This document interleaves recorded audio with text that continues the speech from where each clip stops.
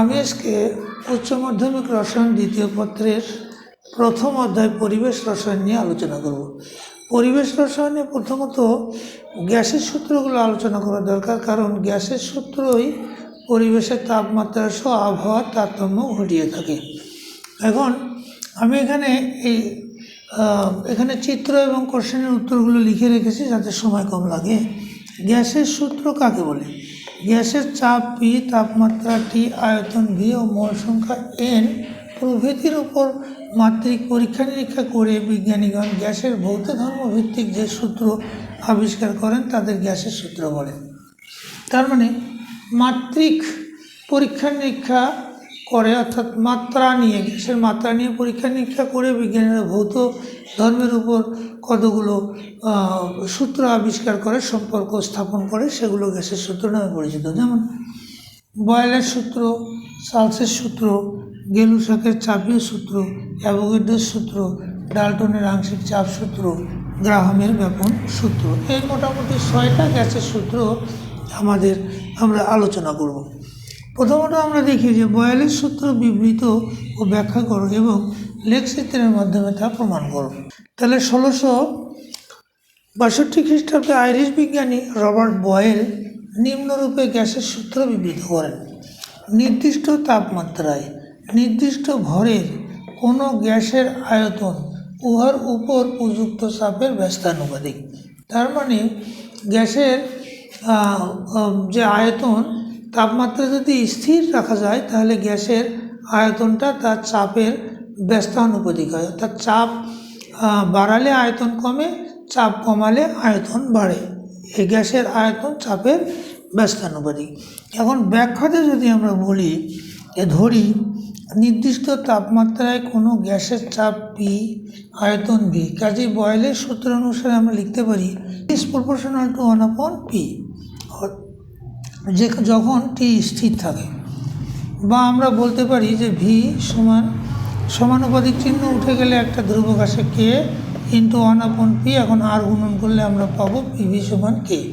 এখানে এখন গ্যাসের চাপ পরিবর্তন করে P1, P2, P3 up to Pn করলে আয়তন যদি V1, V2, V3 up to Vn হয়, তবে প্রমাণ করা যায় যে PV সমান P1 V1 সমান P2 V2 সমান P3 V3 আপ টু সমান Pn Vn সমান K।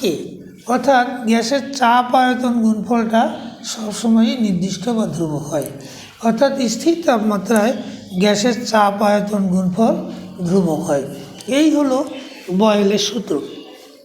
এখন বয়েলের সূত্র আমরা লেখচিত্রে একটু যদি ব্যাখ্যা করি তাহলে দেখা যায় যে আমরা 3ভাবে ব্যাখ্যা করতে পারি এটাকে। প্রথম চিত্রে পিভি লেখচিত্র, এক্স অক্ষে পি অর্থাৎ গ্যাসের চাপ এবং ওয়াই অক্ষে ভি অর্থাৎ গ্যাসের আয়তন আলিখিত করলে এরকম অধিবৃত্তাকার কতগুলো রেখা পাওয়া যায়, লেখচিত্র পাওয়া যায়। তো এখানে T1, T2, T3 এই তাপমাত্রায় এই লেখচিত্রগুলো, যেখানে T1 is greater than T2 is greater than T3। তাহলে এই যে রেখাগুলো, অধিবৃত্তাকার রেখাগুলো পাওয়া যায়, এই রেখাগুলোকে বলা হয় সমতাপীয় রেখা বা সমষ্ণ রেখা, ইংরেজিতে বলে আইসোথার্ম। কারণ আইসো শব্দের অর্থ সম, থার্ম শব্দের অর্থ তাপমাত্রা। আচ্ছা, এরপর দ্বিতীয় লেখচিত্রটা 1/p বনাম ভি লেখচিত্র। তার মানে 1/pকে যদি আয়তন ভি এর বিপরীতে আলিখিত করা যায় তাহলে মূল বিন্দুগামী কতগুলো সরলরেখা বিভিন্ন তাপমাত্রায় পাওয়া যায়।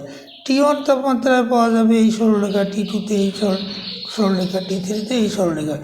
এগুলোকে পিছনের দিকে বর্ধিত করলে এরা মূল বিন্দুগামী সরলরেখা হয়, যেখানে T1 তাপমাত্রা সবচেয়ে বেশি, তার চেয়ে কম T2, সবচেয়ে কম T3 তাপমাত্রা। তাহলে এখানে চাপের বিপরীতে যদি আয়তন আলিখিত করি তাহলে মূল বিন্দুগামী সরলরেখা পাওয়া যাচ্ছে।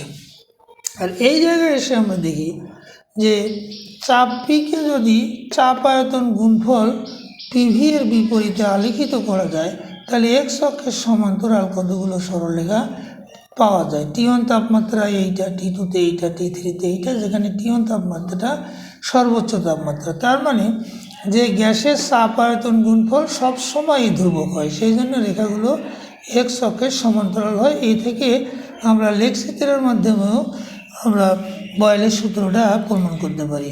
বয়েলের সূত্রটা বেশ ইম্পর্টেন্ট, এটা ভালো করে পড়বে, পরীক্ষায় আসার মতো। আজকে এই পর্যন্তই, ভালো থাকবে।